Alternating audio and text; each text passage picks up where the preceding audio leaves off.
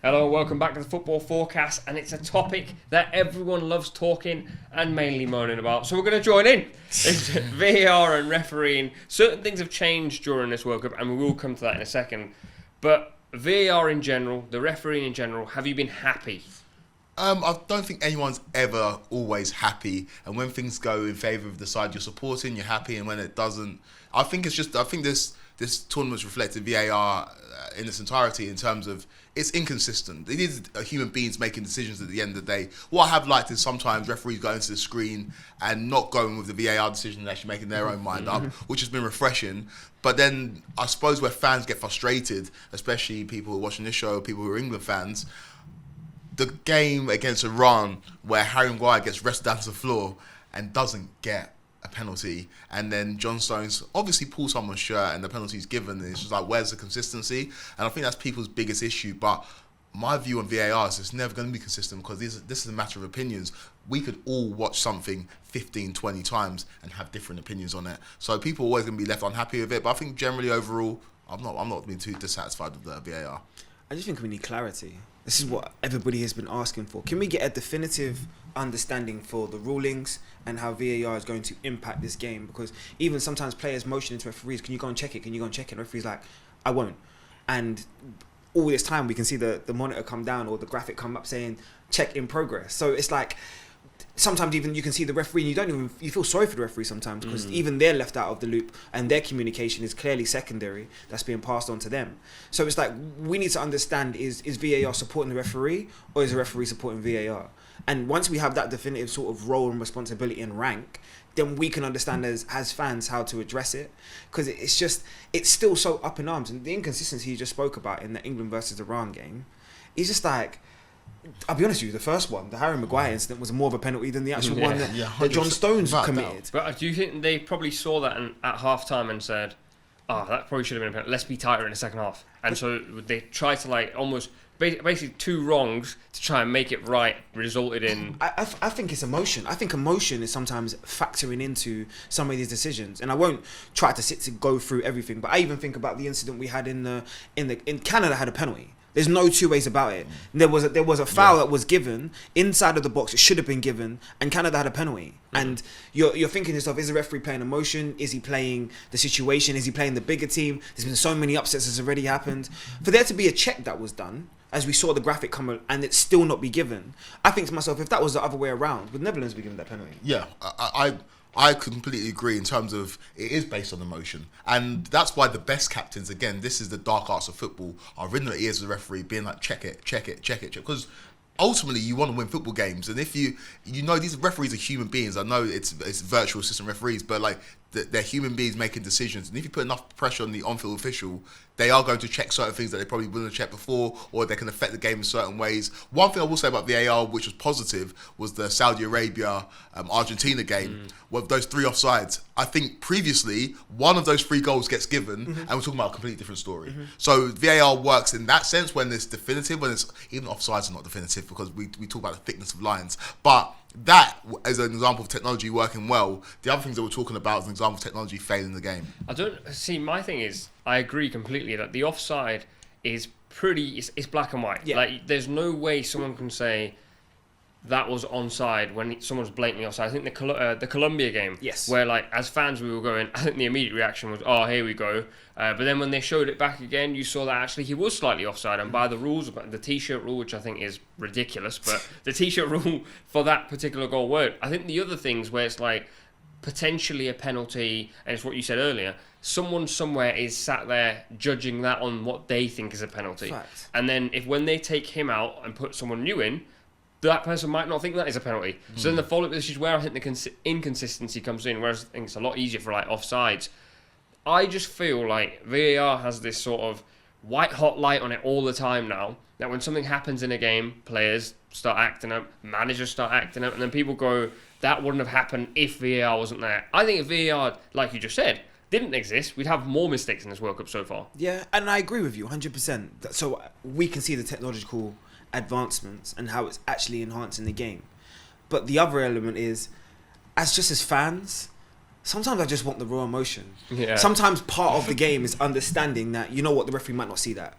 But somewhere along the line, it's going to even itself up. Now, there's going to be a whole bunch of fans that are sitting there like, well, we're in the finals of the World Cup. We cannot be having in a potential 7-game eliminator. Like, we can't be having mistakes being made. But at the end of the day, we're humans. Yeah. So mistakes are going to be made at some point. I just want an understanding for what the role is from the referee in comparison to VAR, and where VAR trumps referee, because you said something that was so potent and so powerful. I've loved watching referees go, see the monitor, and think to themselves, no, I'm going to stick with my on-field decision. Yeah. Because you have been given the responsibility of refereeing this game. How many courses, how many levels have you done? It's a referee's achievement as well to referee and say that I'm coming from my country to referee at a World Cup. So we have to still trust the human eye and the human error, and trust that it's part and parcel of the game.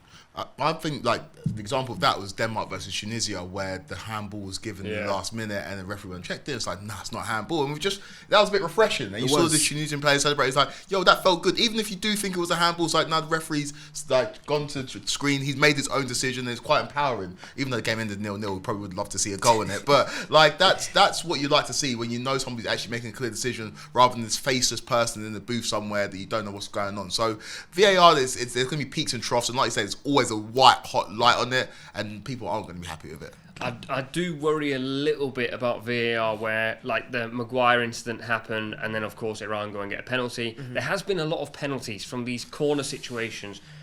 Do you feel like the refs have just been a bit too strict? 'Cause my thing is always, and actually I can't remember which game it was now, but there's a collision between two players, and it felt like you could see the other player pulling his arm down. Yeah, and it is so difficult to interpret. And you just said about dark arts.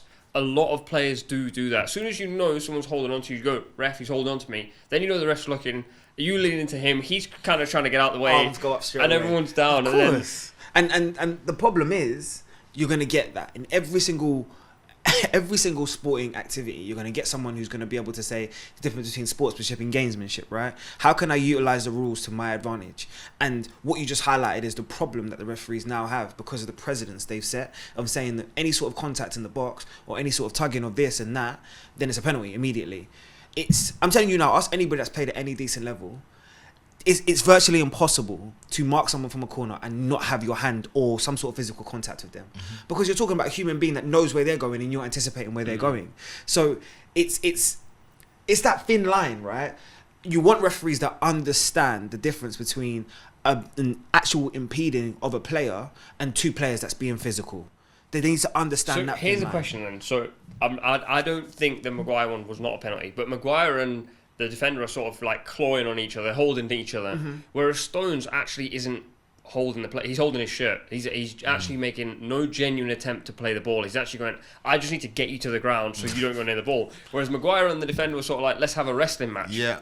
Is there an argument to say that was like... Well, the thing is, if none of them are I know what you mean. The John Stones one, he's trying to be sly about it as well, do it behind his back, and he's making no attempt to play the ball.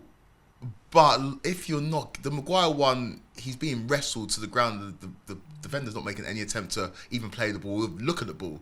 So I don't know. I think that they probably should both be given, but I can't believe that one was given and one wasn't. Yeah, that's probably the issue. That's the problem. If neither get given, you go fine. If both get given, you go fine. Yeah. But in this Consistency, please. That's what we're asking for. Just consistency. Make it clear. If that's a penalty, that's also a penalty. Yeah. If that's not a penalty, you can't go and give John Stones a penalty against him. That just doesn't make any sense. Yeah. Another thing that's changed, and I'm sure lots of people sat at home probably wondering why there's 7-8 minutes added on.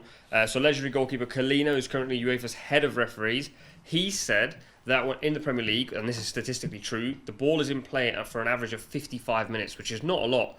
So what FIFA have gone and done is said when the ball's out of play, when teams are wasting time, basically any reason that could result in time getting taken away from the ball in play, we're going to add it at the end of the game. Now, we were just talking about this off air, and I was saying, I don't mind this that much because when Germany plays Spain and it's 1-1, big game, you're going, I'm ready to watch another 10 minutes. The problem comes when you're watching a game and it's Mexico-Poland and it's 0-0 and there's 7 minutes added on to that. You kind of sat there going, this game's going to go on forever.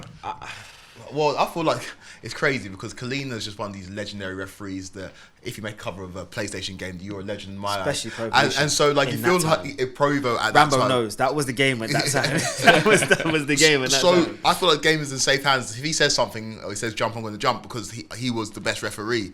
And so I kind of understand it. I get it. In the first half, it feels a bit jarring because we're just not used to having that much added time in the first half. Second half adds the excitement of the game, but we also have to consider the fact that this is very, very hot conditions, difficult conditions to play in. This is an extra 20 minutes that these players are out there, which could affect them long term in the competition, but it does make for more exciting football. I'm finally happy that someone is addressing the dark arts that certain countries have been doing for years in terms of time wasting, kicking the ball into Rosed, throwing ball boys, throwing the ball up in the air. All of that is now being collated and not being taken away from time on the field. And it's taken, let's say, 50 years too late, but finally people are recognising that if a stoppage time board goes up and it says 4 minutes, sometimes I scratch my head like, there's been about 12 minutes worth of time wasting alone. So when are we going to address that? When are you going to take that into consideration? I think everybody apart from the defenders are happy for this. Yeah. All right, let us know in the comments if you're as, I think, happy as we are to do with VAR and the time added on. Thanks so much for watching ESPN on YouTube. And for more sports highlights and analysis, be sure to download the ESPN app. And for premium content and live streaming, subscribe to ESPN Plus.